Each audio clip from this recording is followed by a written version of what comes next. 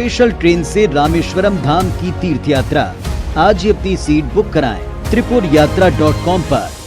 छत्तीसगढ़ में swine flu के 4 नए मरीज मिले हैं। स्वाइन फ्लू से एक महिला की मौत भी हो गई है। 57 मरीजों का अभी अस्पताल में इलाज जारी है। जुलाई से अगस्त के बीच स्वाइन फ्लू के अभी तक 100 केस सामने आ चुके हैं। वहीं स्वास्थ्य विभाग ने स्वाइन फ्लू को लेकर अलर्ट भी जारी कर दिया गया है और तमाम गाइडलाइन भी जारी कर दी गई है कि स्वाइन फ्लू को लेकर किस प्रकार की सुरक्षा बरतनी है।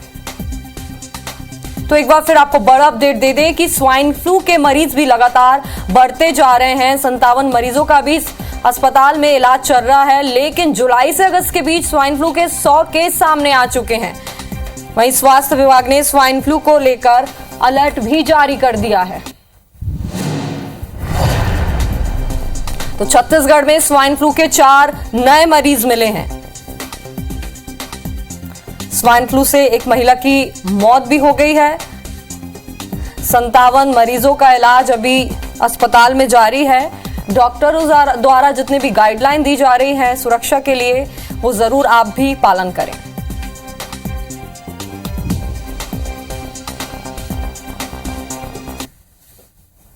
तो सुप्रिया पांडे हमारे साथ जुड़ गई हैं, उनसे बातचीत कर लेते हैं। सुप्रिया, आज 4 नए मरीज सामने आए हैं और अभी भी कई मरीजों का इलाज जारी है, लेकिन डॉक्टरों द्वारा क्या कुछ गाइडलाइन दी जा रही है लोगों को, इससे कैसे अपना बचाव करना है, ये बताइए।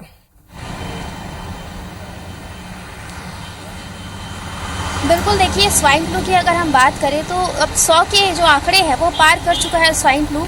बीते 24 घंटों की बात करें तो 4 नए मरीजों की जो पुष्टि है वो हुई है, वहीं एक महिला की मौत हुई है। स्वाइन फ्लू के आंकड़े भी अब डराने लगे हैं, क्योंकि जिस तरीके से हम देख रहे थे कि कोरोना के मामले तो बढ़ ही रहे हैं, लेकिन अब स्वाइन फ्लू के मामले भी लगातार बढ़ रहे हैं। आंकड़े जो है वो 100 तक पहुँच चुके हैं, यानी कि अब लोगों को और भी सतर्क रहने की ज़रूरत है। इसके अलावा अगर हम स्वास्थ्य विभाग की बात करें तो स्वास्थ्य विभाग ने अस्पतालों को लेकर के अलर्ट जारी किया है कि कोरोना के साथ ही अब स्वाइन फ्लू के मरीजों की देखभाल भी की जाए, और अगर कोई व्यक्ति जिसमें सर्दी खांसी जैसे सिम्टम्स पाए जाते हैं तो उनके कोरोना जांच के साथ ही स्वाइन फ्लू के भी जांच किए जाए, जिससे कि स्वाइन फ्लू के मरीज का जल्द से जल्द पता लगा सके।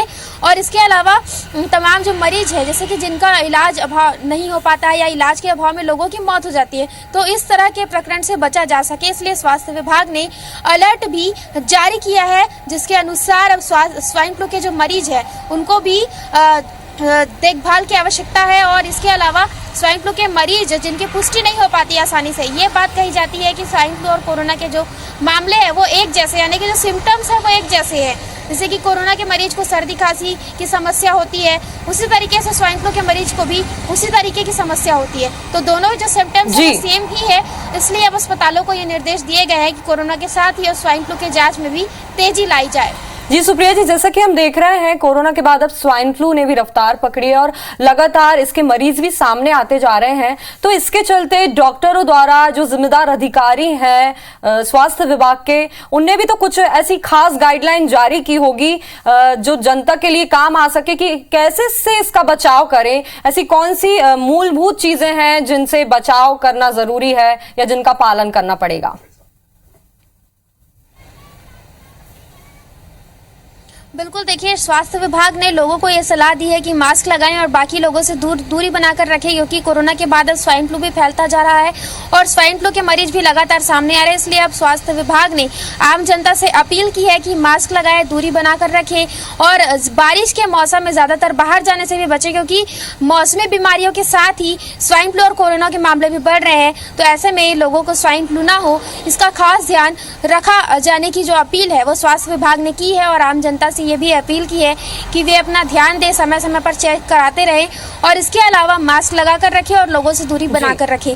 तो ये बातें स्वास्थ्य विभाग ने आम जनता से की है और साथ ही अपील भी की है कि वे भी अपना ध्यान रखें। जी, बहुत बहुत शुक्रिया तमाम जानकारी के लिए सुप्रिया।